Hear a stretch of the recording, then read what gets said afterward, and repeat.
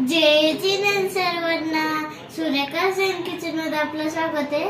आज आपण पाहणार आहोत दुधी भोपळ्याचे पापड।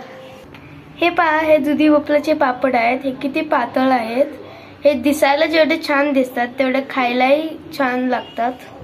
आता आपण याची रेसिपी बघणार आहोत, हे कसे करतात। हे 250 ग्राम दुधी भोपळा आहे।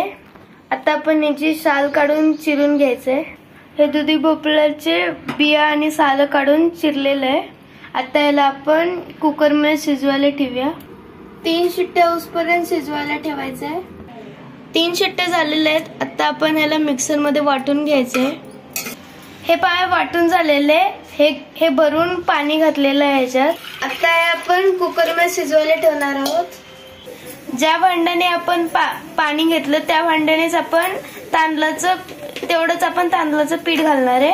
हे तांदळाचं पीठ आहे। ह्याच्यात चवीनुसार मीठ घालून घ्या। एक मोठा चमचा पापड खार घालून घ्यायचा आहे। थोडंसं तेल, थोडीशी जिरं, एकदम थोडंसं हिंग।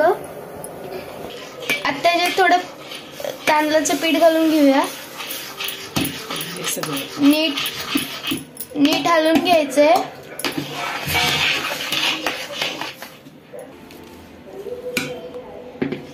ह्याला गॅसवर ठेवायचं बारीक करून आणि मधून हलवून घ्यायचंय। आता आपण ह्याला 15 मिनिटांसाठी झाकून ठेवूया। हे बघा, हे झालेलं। आता काढून घ्यायचे कुकर मधून। आता हे मळून घ्यायचं आहे। ह्याला एकसारखं मळून घ्यायचंय गरम असतानाच। हे बघा, मळून झालेलं। आता ह्याला आपण लाटायचं। पाहिजे त्या आकाराचे गोळे करा। जाड पातळ जसं पाहिजे तसं करून घेऊ शकता तुम्ही। अशा प्रकारे सगळे पापड झालेले आहेत। ह्याला 2 दिवस कडकडीत उन्हात वाळून घ्यायचं।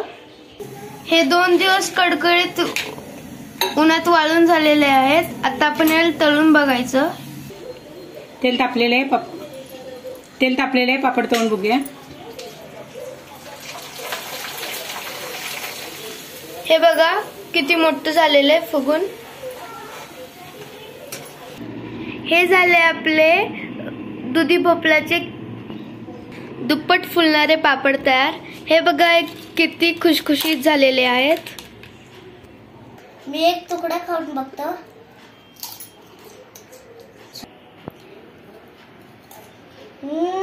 यम्मी, किती छान झालंय।